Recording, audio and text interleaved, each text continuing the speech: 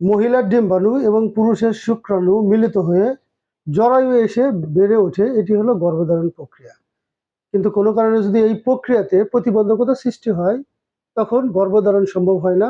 তখন এই অবস্থাকে ইনফার্টিলিটি বা বন্ধ্যাত্ব বলে থাকে। বিয়ের অনেক দিন হয়ে গেছে তবুও বাচ্চা হচ্ছে না, হতাশ হবেন না। সঠিক হোমিওপ্যাথি চিকিৎসা নিলে বন্ধ্যাত্ব সমস্যার সমাধান হয় এবং বাচ্চা হওয়া সম্ভব। আসসালামু আলাইকুম রহমতুল্লাহ। বন্ধুরা, আমাদের সমাজে বন্ধ্যাত্ব নিয়ে মারাত্মক একটি ভুল ধারণা রয়েছে, যা অনেকেই মনে করে থাকেন বন্ধ্যাত্ব মানেই শুধু মেয়েদের সমস্যা। বাট বর্তমানে দেখা গেছে প্রায় 30 থেকে 40% পুরুষ বন্ধ্যা রয়েছে, যাদের কারণে বাচ্চা হচ্ছে না। অর্থাৎ মহিলাদের পাশাপাশি প্রায় 30 থেকে 40% পুরুষও বন্ধ্যা রয়েছে।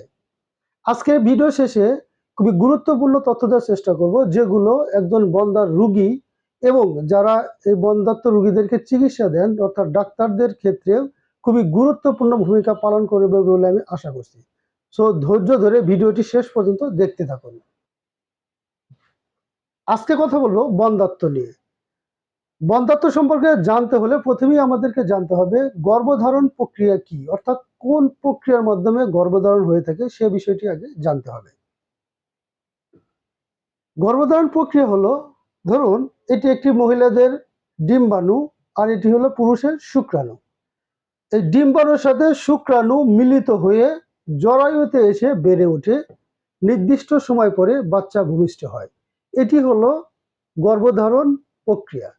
বাট কোনো কারণে যদি এই প্রক্রিয়ার মধ্যে প্রতিবন্ধকতা সৃষ্টি হয়, তখন গর্ভধারণ সম্ভব হয় না। আর এই অবস্থাকে ইনফার্টিলিটি বা বন্ধ্যাত্ব বলে থাকে। আমি বিষয়টি আরো সহজভাবে আপনাদেরকে বুঝিয়ে দিচ্ছি। গর্ভধারণের জন্য মহিলাদের ডিম্বাণু এবং পুরুষের শুক্রাণুর সঠিক মিলন খুবই প্রয়োজন।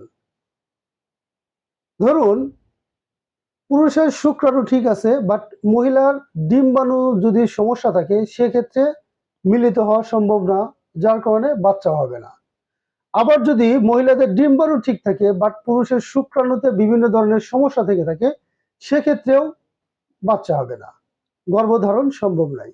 আবার ধরুন মহিলার ডিম্বাণু এবং পুরুষের শুক্রাণু ঠিক আছে, উভয়টি মিলিত হওয়ার পরে জরায়ুতে এসে যে বেড়ে উঠবে, অর্থাৎ বাচ্চা জরায়ুর মধ্যে এসে ধীরে ধীরে বড় হবে। এই বাচ্চার বেড়ে ওঠার জায়গাটা অর্থাৎ জরায়ু যদি উপযোগী না থাকে, বাচ্চা বেড়ে ওঠার মতো যদি উপযোগী না থাকে, সেক্ষেত্রেও বন্ধ্যাত্ব সমস্যা দেখা দিতে পারে। যেমন জরায়ু যদি কোনো কারণে অপারেশন করা থাকে, অথবা টিউমার থাকে, ফাইব্রয়েড থাকে, যৌনবাহিত রোগ যদি ক্যারি করে থাকে, অথবা জরায়ু যদি দুর্বল হয়ে থাকে, সেক্ষেত্রে দেখা যাবে বাচ্চা নষ্ট হয়ে যায়। যার কারণে আমাদের কাছে অনেক রোগী এসে বলে, ডাক্তার সাহেব বাচ্চা কনসেপ্ট করি বাট 3 মাস 5 মাস 7 মাস পরে বাচ্চা নষ্ট হয়ে যায়। অর্থাৎ এই জরায়ু প্রবলেমের কারণে বন্ধ্যাত্ব সমস্যা হতে পারে। মহিলাদের বন্ধ্যাত্বের মূল কারণ হলো পিসিওএস, পলিসিস্টিক ওভারি সিনড্রোম, অনিয়মিত মাসিক স্রাব। অর্থাৎ প্রতি মাসে মহিলাদের মাসিকের পরে একটি পরিপক্ক ডিম্বাণু বের হওয়ার কথা, বাট মাসিক সংক্রান্ত বিভিন্ন ধরনের ঝামেলা থাকার কারণে অনিয়মিত মাসিক বা মাসিকে প্রচন্ড পরিমাণ ব্যথা করে, আরো বিভিন্ন ধরনের সমস্যা থাকার কারণে পরিপক্ক ডিম্বাণু বের হতে পারে না, যার কারণে বন্ধ্যাত্ব সমস্যা দেখা দিতে পারে। আবার অনেক মহিলার ক্ষেত্রে দেখা যায় অবারিত মাল্টিপল সিস্ট থাকার কারণে ডিম্বাণু উৎপাদন হতে পারে না। আবার অনেকের ক্ষেত্রে দেখা যায় ফ্যালোপিয়ান টিউব ব্লক হওয়ার কারণে ডিম্বাণু বের হতে পারে না, যাদের কারণেও বন্ধ্যাত্ব সমস্যা, এই ধরনের সমস্যার কারণেও বন্ধ্যাত্ব দেখা দিতে পারে। পুরুষ বন্ধ্যাত্বের মূল কারণ হলো বীর্যের শুক্রাণু বিভিন্ন ধরনের সমস্যা দেখা দেওয়া।